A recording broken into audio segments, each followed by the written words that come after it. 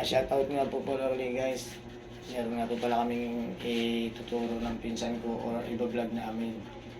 Ngayon po guys, ito po yung ipapakita namin technique na mas maganda, mas madaling gawin. Basic lang po. Ito po guys, shoutout nga po pala guys sa lahat-lahat sa mga nanonood. At saka pa-subscribe naman po pala sa Rebel Training Vlog guys. Salamat po guys.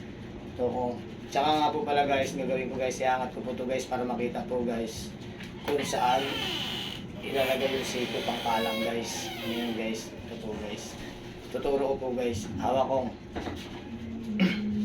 Ngayon po guys, ang gagawin po natin guys, pag ginawakan po tayo ng ganitong klaseng pagkakahawak guys, ang gagawin po natin guys, basic lang po guys. Ito po guys, itong siko po na to guys, tutukod natin yan dito guys mamaya. Pero ang unang gagawin po natin guys, itong tuhod natin, ilalagay natin sa likod guys. Itong katawan ko po guys, ida-down ko pa likod. Tapos ito po guys, yung tuhod natin guys, ida-down din natin pababa. Para sumasama po siya sa pababa.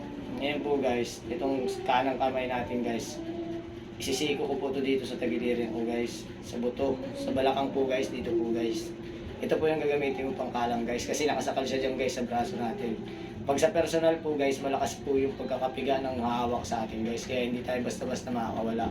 Kaya ito po guys, ang gagawin natin guys, itong siko ko po na to, dito po sa balakang niya po, dito po natin ikakalang to guys. Ito po guys, ito dito.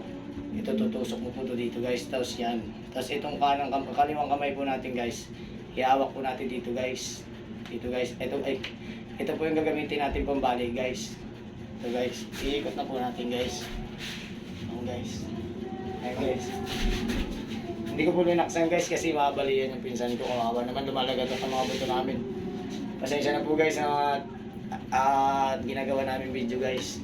Mas maganda pong paraan yung guys. Mas mabilis ka makawala sa pagkakahawak. Halimbawa po, nahawakan ka ng isa, may napalabang ka po guys. Tapos ngayon po guys, dalawa po ang kalaban mo guys. Para po mabilis ka makawala dun guys, kung halimbawa yung isa sa harapan mo, sasaksakin ka, malayo-layo pa po. Pero kung malapit po guys, medyo mahirap mong gawin yun guys. Pero po guys, kung sakaling argabyaduhan na po guys, pwede po natin gawin yun. Para hindi po tayo mamatay, ilalaban po natin yung sarili natin.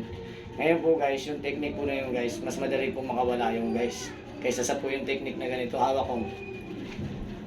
Kasi kung dalawa po ang kalaban natin guys, tapos ngayon po guys, malakas ang umawak sa atin guys. Kahit ilagay pa natin itong tuhod natin sa likod guys, tapos hahawak tayo dito guys, yun sa napapanood natin sa YouTube guys, iangat natin dito. Paano tayo makakawala kaagad po guys? Sa pagkakahawak. Patay tayo sa pangalawa guys. Kaya mas maganda po guys yung naisip naming technique na mas madali po makawala guys. Kung magustuhan niyo po sana guys, subscribe naman po Rayboy Training Vlog po guys. Maraming salamat po guys. Paalam ka na kung. Paalam ka. Subscribe, follow nga po pala guys. Maraming salamat po guys sa lahat. Magandang gabi po. Hanggang dito lang po guys yung video namin guys. Sana po magustuhan nyo guys. Mas magandang technique po yung guys kaysa sa isa. Kasi isa po guys, pwede po tayo madisgrasya ron kung dalawa kalaban natin. Maraming salamat po guys.